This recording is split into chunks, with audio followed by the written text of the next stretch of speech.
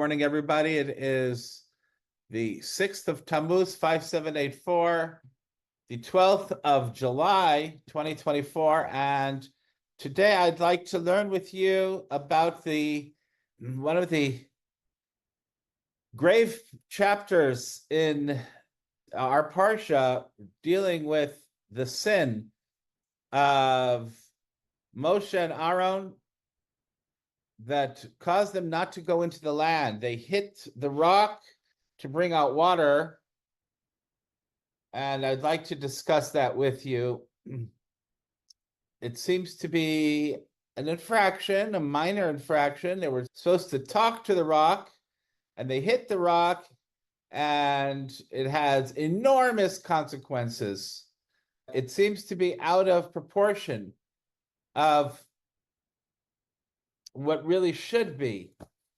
The entire Torah, from the beginning of the revelation of Hashem to Avraham, is all about finding their way back to the land of Canaan, the land of Eretz, which is ultimately going to be the land of Eretz Yisrael. I'm promising you this land to you, to your descendants. They went into exile, they went to Egypt, and everything about the entire Torah, Shemot, Vayikra, Bamidbar, is all about leading up, getting into the land.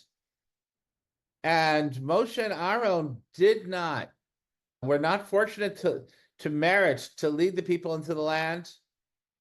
The Jewish people did not enter the land in the Chumash, and everything seems to have fallen because of this incident, that they did a miracle, brought water in the desert by hitting a rock, and they should have spoken to the rock instead of hit the rock. We're talking about such a serious consequence that what was the sin? What was the sin? There are numerous interpretations of what the sin was, perhaps a dozen different options. And that shows you just the fact that it's unclear what it was, that it was a very subtle issue. It's not a clear thing. It's such a subtle matter. And to have such a negative consequence that affected this generation, that affected Moshe and Aaron, that affected the Jewish people for a long time. We're talking hundreds and thousands of years. Because if Moshe would have been able to bring the Jewish people into the land, that would have been the final redemption. That's the commentaries, the Orchestrated in this week's Parsha, in 28, in chapter 20, verse 8, Chaim ben Attar, Rav in Jerusalem hundreds of years ago, writes that in his commentary. The Maharal writes that in his commentary. The people coming in with Moshe, if he would have been able to lead them in, they would never have left again. They would have had the Beit HaMikdash. Everything would have been like it's meant to be in the time of Mashiach. So we're talking about a subtle sin that had enormous consequences. What was the nature of the sin? And apparently it's not just for Moshe and Aaron. If it's affecting not just them, it's affecting the people, affecting history for millennia, then it's also something that was on the people as well. I'd like to try to explore this issue, and by reading the text. You may want to pull out your Chumash, and I'll read through the first section. I just want to read through the story and then analyze it step by step so that we can get some clarity and hopefully a message out of it as well. Okay. Just to support the concept that it is an issue that was very much related to the people, not just to Moshe and Aaron. As I said, I think that the people suffered. There's a medrash in Vayeshev, it's a medrash Tanchuma in Parshat Vayeshev that makes the following comment, and it says this whole thing was orchestrated in advance, that Moshe and Aaron ended up, so to speak, needing to sin. Hashem didn't want them to lead the Jewish people into the land of Israel. It was not meant to happen, probably for the people's sake. And the sin itself was orchestrated. And it brings a verse in Tehillim. It says, L'chu chazu mifalot Elokim nora alila al bnei adam. Take a look at the behavior, the actions of God. It seems at times as if he frames people. He sets them up. And Rabbi Yeshua ben Korcha there gives an analogy. He says, imagine a person comes in, he decided that he wanted to divorce his wife, and he prepares a divorce bill, a document, a get in advance before he walks into the house, and he has it in his pocket, and he turns to his wife, he says, honey, would you please prepare a hot cup of tea? And she goes into the kitchen and she prepares the tea and she serves it to him. And he pulls out the divorce bill and he gives her the get in her hand. And she says, what's this about? Why are you divorcing me?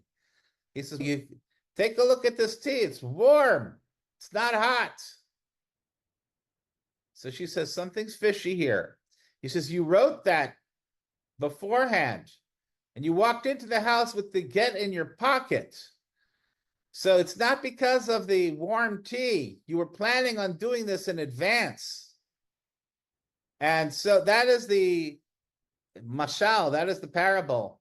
And the same thing says the Midrash, that Hashem wanted to arrange a situation where the Jewish people would not enter the land. And he told Moshe in advance, already when he was in Egypt. The verse tells us, Ata tireh asher e'aseh leFaro, right at the end of Parshas Shemot. You're going to see that which I'm going to do to Paro in that war. But the Rashi comments there, the Chazal say, and the war of Paro you're going to see, ve'en ata ro'eh b'milchemet 31 melachim. But you're not going to go in to see the battle of the 31 kings in the land of Canaan. In other words, already up front, he was told it's going to happen. And then another time by the spies, it says in the Torah, in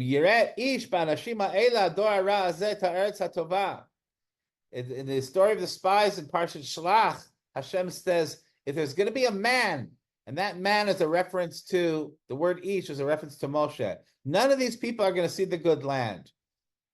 Because it says, Ha'ish Moshe anav me'oz. With the word ish is a reference to Moshe. And already up front, in the time of the Meraglim, in the time of Egypt, it already was, so to speak, decreed, that Moshe wouldn't go in. And then later, when it says in our Torah reading, which we're going to soon see, Shimuna Morim, listen, you rebellious people, and he sinned, Hashem said, now you're not going to go in. So the punishment, so to speak, you're not going to bring the people in. That was just, things were set up already in advance. It was known. And in order, if it was already in advance, it wasn't the sin itself that Moshe had done. The people, why would it be that he was destined not to go in even earlier? That's what I'd like to suggest and present this class around the possibility, around the theme that perhaps the people were not worthy of it. The people, it was the problem on the people's side. And that's where I want to go with this today in discussion of our Torah reading. If you have your Chumash, open up to this week's Parsha in chapter 20, verse 1. I'm going to loosely translate from this section, and then we'll analyze it step by step. Okay? Now, the intro, the section immediately preceding the sin of hitting the rock, it has another story about the death of Miriam and the complaint to the Jewish people. And I do think that the two are related, that it puts it in this juxtaposition. So I'm going to start from that section. It says in the first month, which was Nisan, all of the Jewish people gathered in the Tzin desert. Okay? And when the people stopped at a place called Kadesh, it is there that Miriam died and she was buried. It seems that the intro to the discussion about the water needs to introduce to you the fact, number one, that they were in the Sin Desert, which is Kadesh, which we do know where that is today. If you may want to pull out your Israeli map of Israel, on the southern tip of the Dead Sea, on the west side is the Sin Desert. There's a ridge of mountains that comes along the bottom of the Dead Sea, going downwards, southwards, from the eastern point of where the Dead Sea is, going west. And right over there is the Sin Desert and the place Kadesh, where the main Meriva was. I was actually there a while ago, and there's a place which can potentially be this location where the Jewish people were when this episode of the waters happened, and there may be even a large cliff that can be possibly identified with this rock. Around there is where Miriam died, and the Torah tells us the people did not have any water, and they began to complain, and they gathered around, demonstrating against Moshe and Aaron, and they argued, and they said with Moshe, we wish we would have died with our brothers in front of Hashem. He said, why did you bring this entire nation to this desert? I'm going to read you the Hebrew because I'm going to be very specific in the Hebrew words. Why did you bring the congregation, the Kahal Hashem, to this desert? Lamut Sham, to die there, us and our animals. Now, if you notice this whole phrase, this whole discussion, we're going to talk a lot about the word kahal. A lot of times it says, and it refers to them that they vayikahalu al Moshe and Aaron, they gathered. And why did you bring kahal Hashem? Now look at the Hebrew wording, elamidbar hazeh lamut sham, to this desert, to die there. There's an inconsistency in the text. These are great clues. This desert, to die there. It should say this desert, to die here, or that desert, to die there, but not this desert, to die there. That might be a really important clue. Why did you bring us out of Egypt? To bring us elamakom arazeh, to bring us to this terrible place. And it is not a place where we could plant seeds, wheat, figs, vines, pomegranates. Umayim ayin lishtot, and there's also no water. And they came to Moshe and Aaron, and Moshe and Aaron left the people to go towards the Ol Moed, mipnei kahal. Again, uses the word kahal, and they started to seek prophecy, and they davened to Hashem, and Hashem appeared to them. Okay, so now Miriam dies. In the first month, the Targum Yonasan, and it's in Shulchan Aruch, tells us exactly which day she died. She died on the 10th of Nisan. Okay, that's actually found in the Shulchan Aruch in the section that deals with fast days. To give you the source for that.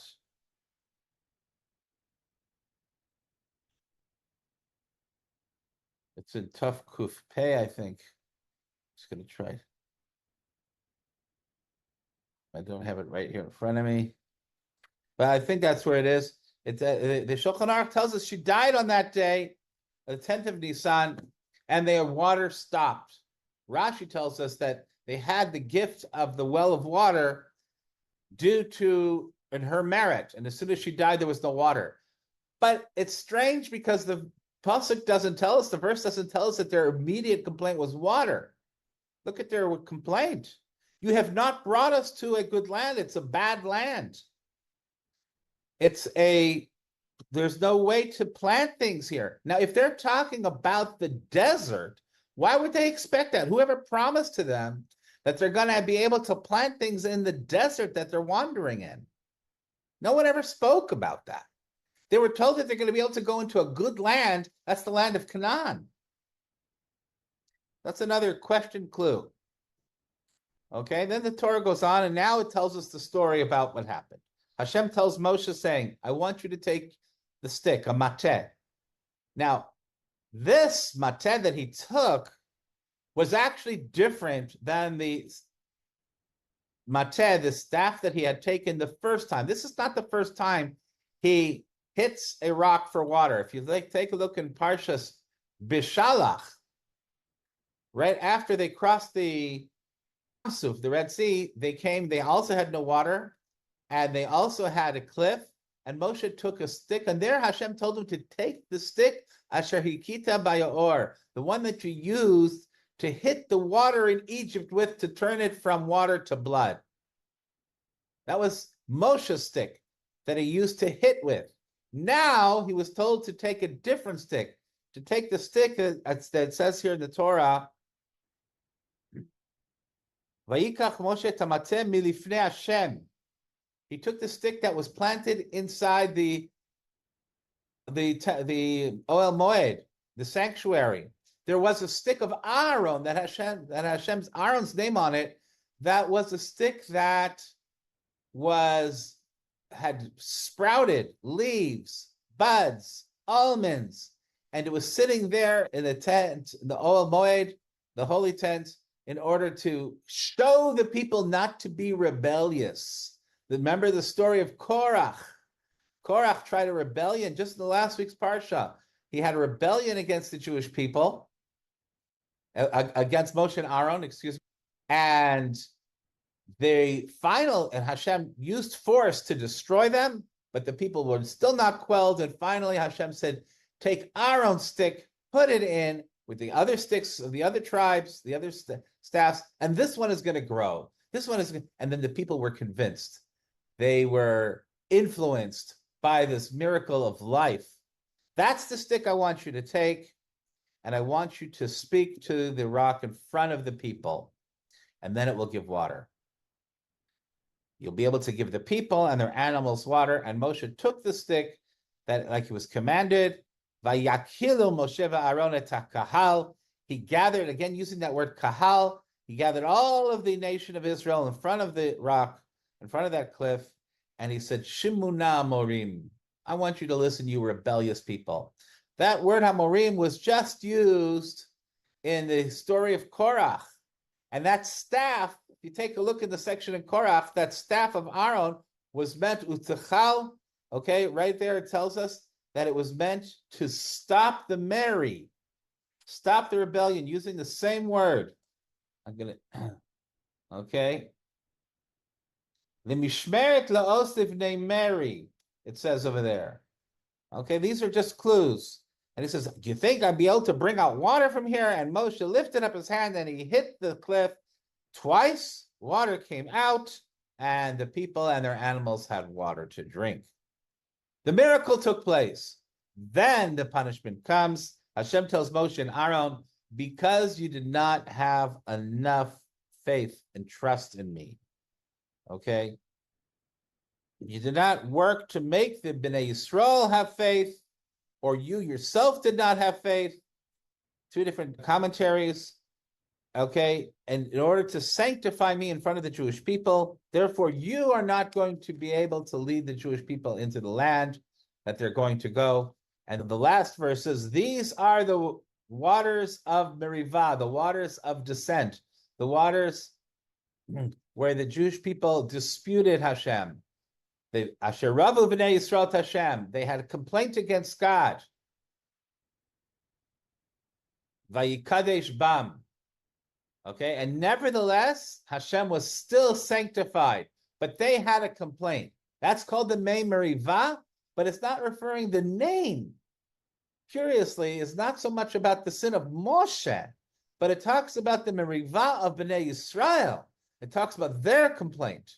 And here is where we can get a possible indication for the thesis that I would like to present to you, that this is more of a problem that had to do with the people than with Moshe and Aaron. The people couldn't go in, and because the people weren't able to go in because of this sin, under the leadership of Moshe. In other words, if Moshe were to lead these people in, they would stay forever. The people are not holding on there. They cannot have Moshe and Aaron lead them in. They need to have a different leadership. The people are going to go in. As a matter of fact, Rashi tells us at this stage, this was the last stage right before they went in. All the people in the desert who are supposed to have died. This is the new generation. Okay? The new generation are prepared to go in now, and they were hoping to go under the leadership of Moshe and Aaron. Miriam had died. She was their third leader. Perhaps, I would assume, most likely for a leader of the women. But for all the people, Moshe, Aaron, and now Miriam had passed on, and they're told that the Moshe and Aaron are not going to be able to go in either. So the people are not worthy, and I'd like to develop that. And let's take a look at go back. Now that we've read the story, we're going to go back and try to give it some context using some key hints from the text itself. Okay? The first point I'd like to emphasize is that the Jewish people are sitting right at the gates of Eretz Yisrael. The Torah tells us at the end of Chumash B'Midbar in Parshas Maseh, it's in 34:3, you can take a look at it, that Midbar Tzin, this desert Tzin, which you could travel there today. When you come to Israel, come in an air-conditioned car if you're coming in the summer, it's very hot there. This Midbar Tzin is Al Yedei Edom, 34 B'Midbar 34:3. It's right next to the border of Edom. Okay, it's still not the land of Canaan. Okay, that's the Midbar Tzin. It's on the border, and it's quite clear in this book of Yechezkel when it talks about the borders of the land of Israel in Yechezkel 47:19 and 47 and 48:28. Take a look there. It will tell you Pa'at Negev Temana Mitamar Admei Merivat Kadesh. The border of Israel, the southern eastern border, is going to be Mei Merivot Kadesh, the place where the waters took place. So that is the outside border. And it says it again, like I said, in 48:28. Okay? Gvul Mitamar Mei Merivat Kadesh. Rashi says Mei Merivat Kadesh, he Midbar Tzin. So we have Midbar Tzin, Kadesh, which our Torah tells us identifies that place. That is outside the land. Okay? And here all of the people gathered together. At the beginning of our Parsha, it tells us, Vayavo b'nei Yisrael kol ha'edah, they all came, like I told you, all of them that are ready to go in. Now, if you just a few more geographical points you have to recognize. In 33:36 in Bamidbar, when it tells us the 42 trips that they had in the desert over the 40 years, the last ones were as follows. Vayisu me'etzion gaver vayachanu b'midbar tzin hi kadesh. They had come from Etzion Gaver, which was 41, to 42. The last one is Midbar Tzin hi Kadesh. Midbar Tzin hi Kadesh is exactly where the Mei Merivah was. Our Parsha starts off. Etzion Gaver is right near Eilat. Eilat is much further south. It's a long trip. They had, in one trip from Eilat area, they went straight up into what I would call the gates of Israel. The bottom gate, right at the bottom, Midbar Tzin hi Kadesh. Okay? And you could see. Midbar Tzin is right near the Dead Sea, so they're coming up pretty much along from Eilat, straight up towards the Dead Sea area, turned slightly to the west, and that is where this Kadesh, Midbar Tzin is, where the Mei Merivah happened. Okay? I think this is significant, because you have to understand that people are now primed, ready to go in. Okay? This is where Miriam dies. Miriam is a leader of the older generation. She needs to pass on. Okay? And she brought the people up until the gate of Israel. There she's buried. And now they had no more water. Why is there no more water? It wasn't her merit. But why don't they need water anymore? I'd like to suggest because they're now ready to go into the land. They needed water as long as they're staying in the desert. Once they're ready to go into the land, now they're going to be able to take of the water of the land, and therefore they don't need to have any more water. Okay? Now, the Jewish people may have felt at that point that they have 1 foot ready to come in. They've gone through Midbar Tzin, the desert of Tzin, which is outside, right at the gate. Okay? It is a desolate place. There's nothing there. And they're ready to go in. And at that point, they are looking up and they see the area. You could go there today and see the difference, see the area that they were standing in. It's right there by Malei Akrabim. There's a road that goes straight up. You could drive it up now. There's practically no difference between the area of the desert, Midbar Tzin, and the bottom of the Negev, which is actually in the land. There is a cliff. There's an area which we have to drive up. It's very hard to climb it. Look what they had to climb it. But there's no difference. They all look like desert. It's all the same. And I'd like to suggest the people are saying as follows. Okay? They're now complaining and they're saying, what is going on here? We have been promised that we're going to go to a good land, a land where you could plant, where there's water, where it's fertile. You're bringing us to a desert. There's no difference between Midbar Tzin, which is on the outside, and the Negev, and the lower part, the southern part of Israel, which is also desert, Midbar Yehuda. Okay? If you recall, in Parshat Korach, Dasan and Aviram, they had made a comment and they said, God, you took us out of a land of Egypt, which was flowing with milk and honey, to bring us to a place that's supposed to have vineyards and fertile and water. We don't see that. But they weren't standing in front of it. They were in the desert. Okay? Here, they're actually complaining when they're seeing the land. They're about to go in, and they see what they see is desert. Listen to the words. Why did you bring this holy nation, this nation of the Jewish people? I'd like to say, when it says the word hazeh, it's referring to Eretz Yisrael. Sham is referring to the desert outside of Eretz Yisrael. So they're saying, you brought us to this desert, Midbar Yehuda, which is supposed to be the land, it's desert. Lamut Sham, and now we're going to have to die there in the desert of Tzin, outside of Eretz Yisrael, us and our animals. Why did you take us, Ela Makom Hara Hazeh? Why did you take us to this place, which is referring to the land of Canaan?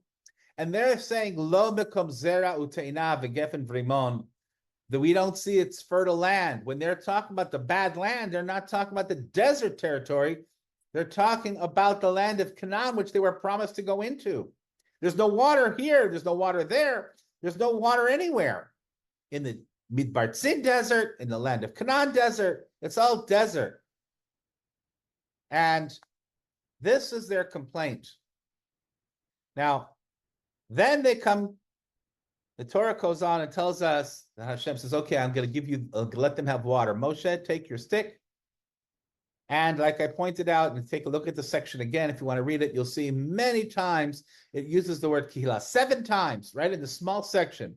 It says, Vayikalu al Moshe v'Aaron, lama aveitem et kal Hashem, v'Aaron mipnei hakahal, v'hakel et ha'edah, vayakilu Moshe v'Aaron et hakahal, v'chen lo tovi et hakahal hazeh.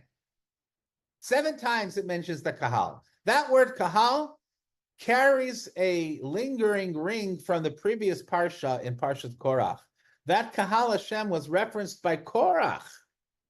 When he started complaining, his argument was, Madua titnasu al kahal Hashem. Why you, Moshe and Aaron, are lording and becoming superior over the nation of the people? Okay? This is Korach, I'd like to suggest. Okay, Korach had a valid claim. It just was in the wrong time in the wrong place.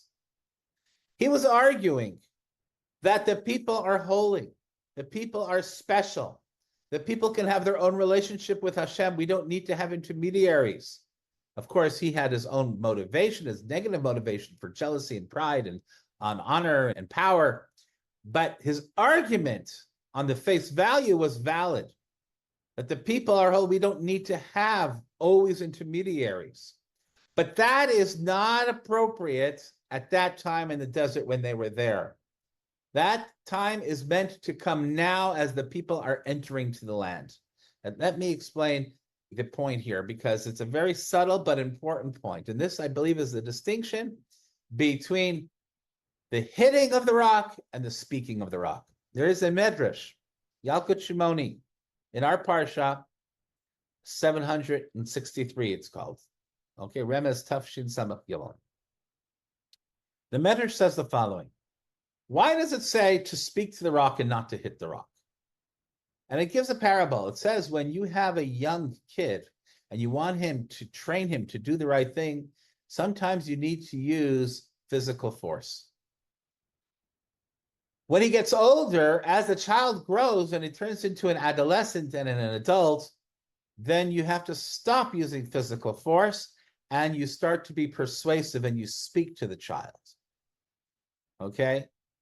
In the same way, the Jewish people, the first time that they had water, the appropriate way was to deal with it by hitting the rock. Use the stick that was meant for control, power.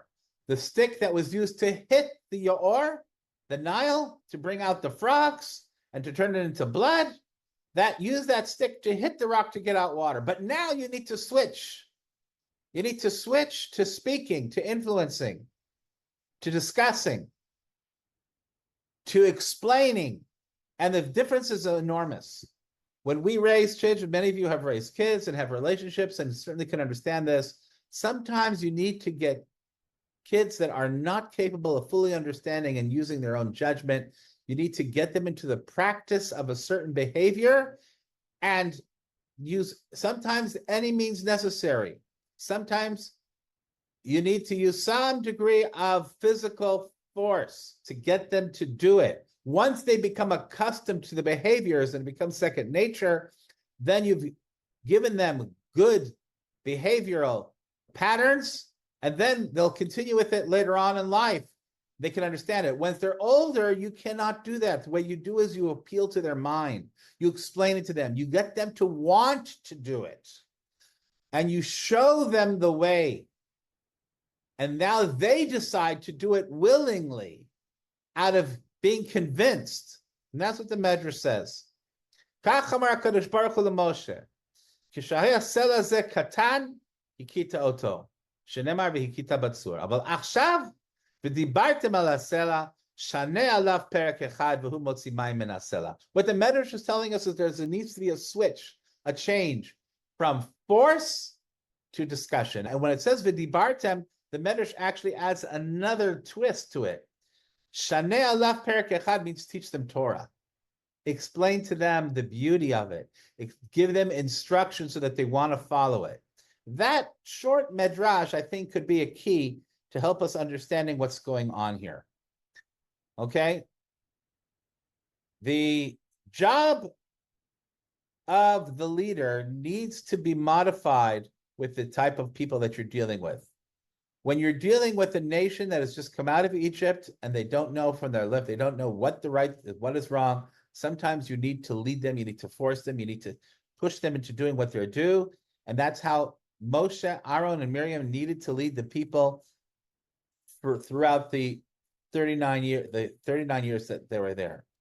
At the beginning of the 40th year, after 39 full years, it was meant to change. It was meant to treat them as Kahal Hashem, to treat them as an elevated people that you could talk to them, you could teach them, you could explain to them. They're now going to be coming into the land of Israel. They're about to take step there.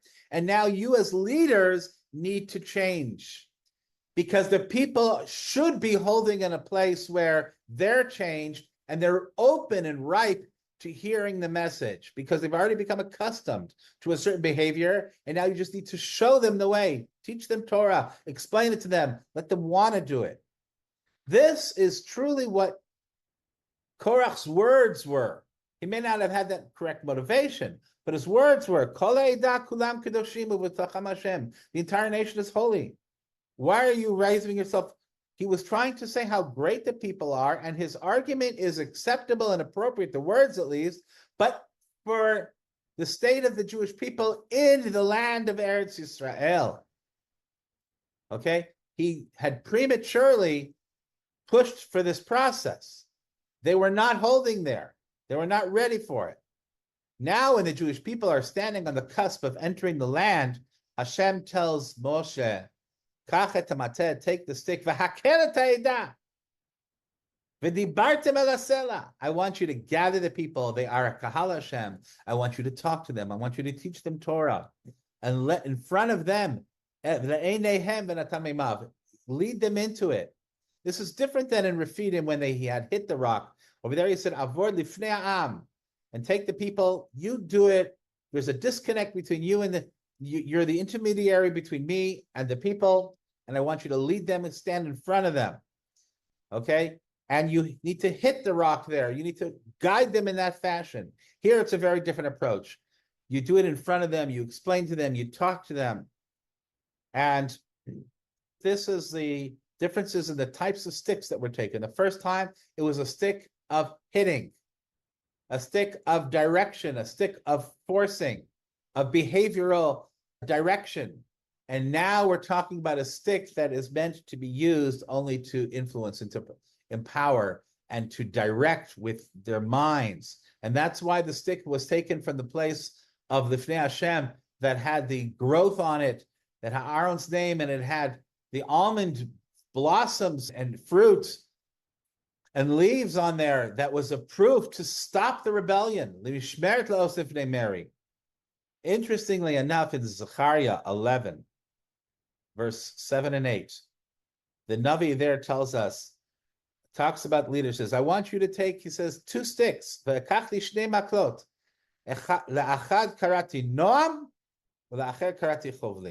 One is to be called noam, a sweet, pleasant stick, and the other is meant to be chovlim, a stick given a name of a beater, something that's going to cause pain and a wound. And then the aretetzon, and go ahead and then lead the sheep that way.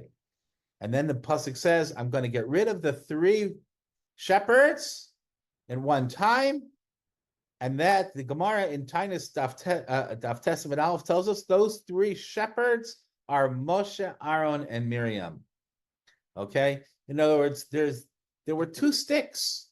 There's a stick that Moshe, Aaron, and Miriam used for the 39 years that was a chovlim, that would created a wound, that created, it was a stick to hit with. But there's another stick to use to shepherd the sheep. And that is called noam, sweetness, kindness, explanation, influence. And that is what's meant to be the transition between one stage and the next stage. This is where the transition was meant to be. They are Kahal Hashem.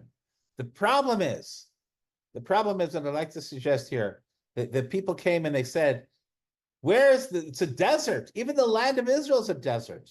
Yes, that's true. Right now it was. But it's possible to suggest that if they would have spoken to the people, explained it to them, and spoken to the cliff, and had this new process, they changed themselves as leaders. If they would have been able to do that, then that water could have come out and would have made a change in the land of Israel, that it would be fertile. It wouldn't be desert anymore.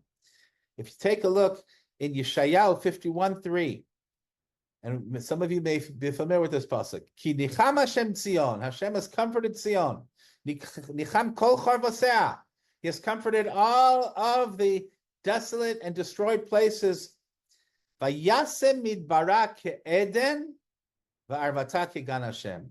He's going to put the desert and make the desert into an Eden, and the plains is going to make it into a garden.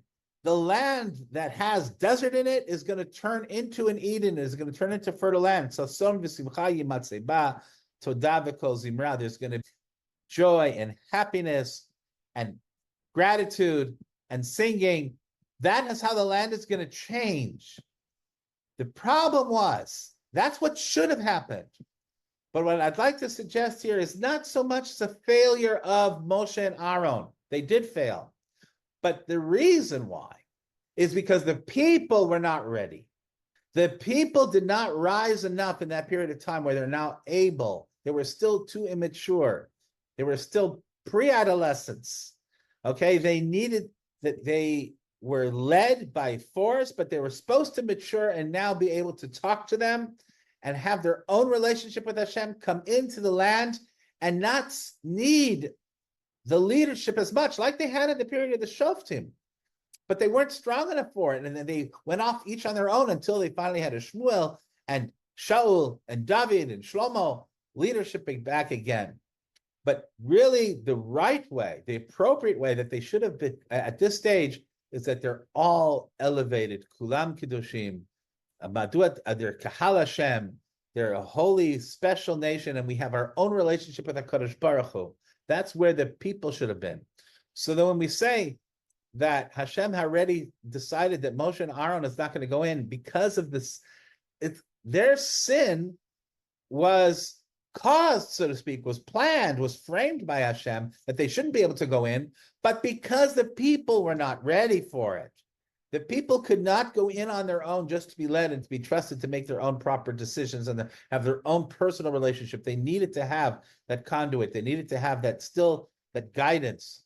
And that could be an explanation of this sin of the Mei Merivah on Moshe and Aaron. It's focused on them, but it's really called Mei Merivah Sherovu V'nei Yisrael, which the people did. The people were not ready. They were complaining, and they were saying, the land itself that you're bringing us to is not good. We were complaining. They did not have it. They were supposed to be on a higher level. That is a possible way of looking at this section, and it has implications. There are values and there's messages there for us in the way we deal with our relationship with Hashem, to try to grow, we try to train ourselves in behavior and to follow the halacha, to follow the right thing, and at a certain point have our own relationship with Hashem, become mature, and not always need to do things out of fear, to do things out of concern, but to do things because we want to be connected to Hashem. And also how we treat other people when we raise children, grandchildren, we have a relationship. Let the parents give the harsh stick, so to speak, the direction, the restrictions. And sometimes you can have another thing when the children are growing up, and at a certain point to try to bring them to recognize that there's another form of development, another form of enriching people, to show them the beauty, to show them that they're special and they're able to rise to their own relationship and make their own decisions and be accountable for it. Any questions or comments, ladies and gentlemen?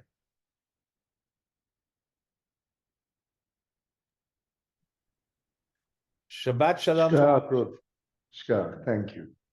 Shabbat Shalom. Thank you, Rabbi. Thank you, Rabbi. Shabbat Shalom. Bye. Shabbat Shalom. Good Erev Shabbos. That was